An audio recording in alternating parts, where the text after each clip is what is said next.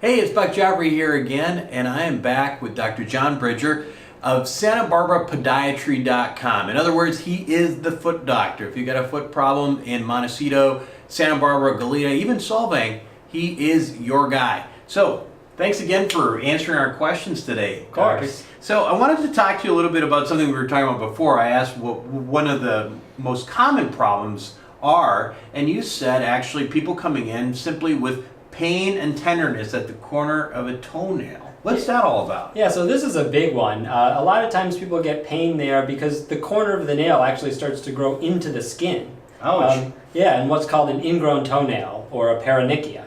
And so it essentially functions like a splinter.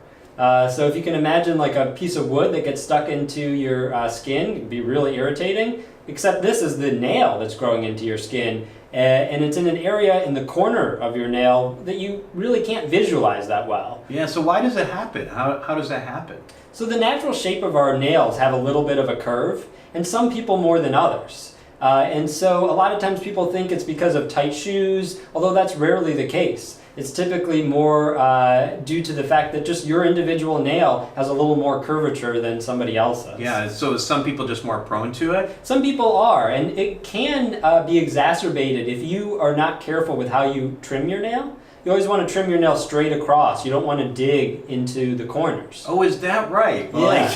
I can tell you I've got that problem. I haven't had an ingrown toenail yet, but I always try to make a nice angle, you know? Right, and so especially if your nails are predisposed to this problem and you cut it back like that, what can happen is you may not be able to see the very edge of your nail. And so you can leave a little spike almost that will grow into the nail.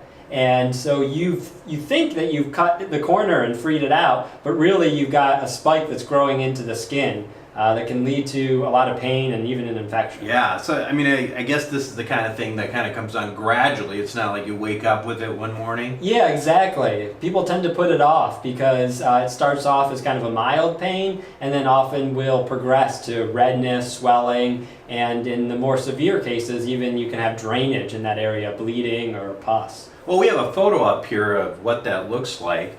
Right, and that's because you can't see the corner of your toenail like you might be able to see the edge of your fingernail. It's hidden by the fold of skin, and that fold of skin can be pierced by the edge of the nail. And so when the edge of the nail pierces the skin, you start to get a lot of irritation and pain. And you can't see it because of the anatomy of the nail and the edge of the skin there.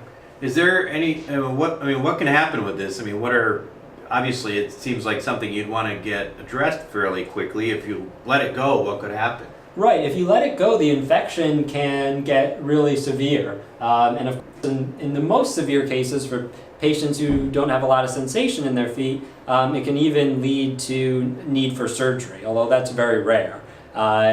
Oftentimes patients will get antibiotics for this problem, but antibiotics really don't solve the problem because just like you might imagine, if you have a splinter in your foot, you don't want to just take antibiotics. You have to remove the splinter. Right. And so it requires a procedure where after anesthetizing the toe, so the toe is comfortable, it doesn't hurt, you remove just a very sliver, like a few millimeters of the edge of the nail. And by removing that, you've removed the splinter and you allow the skin to heal uneventfully. Well, I would imagine this would be a problem, especially for diabetics, people who've got a little bit less sensation in their feet. Well, exactly. It's not that it necessarily occurs with more frequency in those type of patients, but it can be much more dangerous. Because if you have neuropathy or diabetes, then an infection can really progress into something that can cause surgery or need surgery or amputation, unfortunately. Well, let's not do that. Right.